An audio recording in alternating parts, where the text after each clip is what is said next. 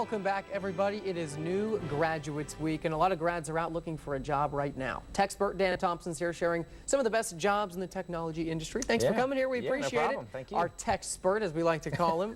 All right, so first of all, we want to talk about technology. We all know how relevant it is in our day and age, but tell me, compared to years past, kids graduating now, how important is technology? Right, yeah, I mean, it's crucially important. I mean, if you look at jobs all across the spectrum, technology is involved in almost everything. It's involved in banking, it's involved in healthcare, and so having at least some technology understanding is I would say, absolutely a necessity. But if you want to specialize in technology, today is the best day, or as good a day as there's ever been to jump into that type of career field. You can literally use technology to jump into just about anywhere. If you look across my personal career, you know, I started off doing computer repair and technician type things, and then I've progressed along.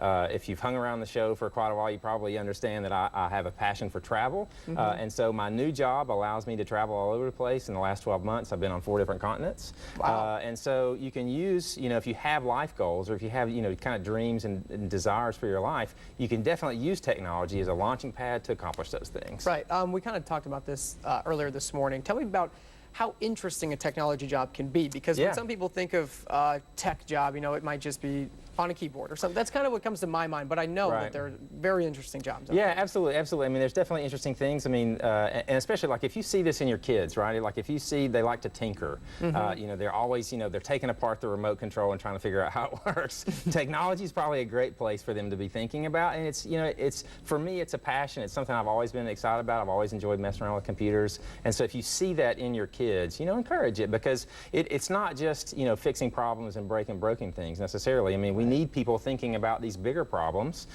you know, like artificial intelligence. How do we use that to create jobs rather than eliminate jobs? You know, we need people thinking like that, and the generation that's graduating today are going to be the ones that solve that problem for us. Tell me the advantage that people have growing up now rather than years past. Oh, yeah, you know, because kids are already on their phones, or their parents' phones at an early age. Yeah, it seems like kids know how to work an iPhone before they can talk almost these days. Maybe that's not a good thing, I don't know. But yeah, definitely, I mean, it's definitely very prolific in society today, and kids graduating today are going to have an edge in technology, you know, whereas, you know, myself and people in my generation had to learn it all from scratch. I mean, they almost intrinsically know it is probably an exaggeration, but it seems that way. Like they just have a natural bent towards it. Okay, I want to talk about for new grads, some of the do's and don'ts out there if they are looking for some type of technology job. What do you kind of recommend for these young people? So definitely a do is focus on communication skills.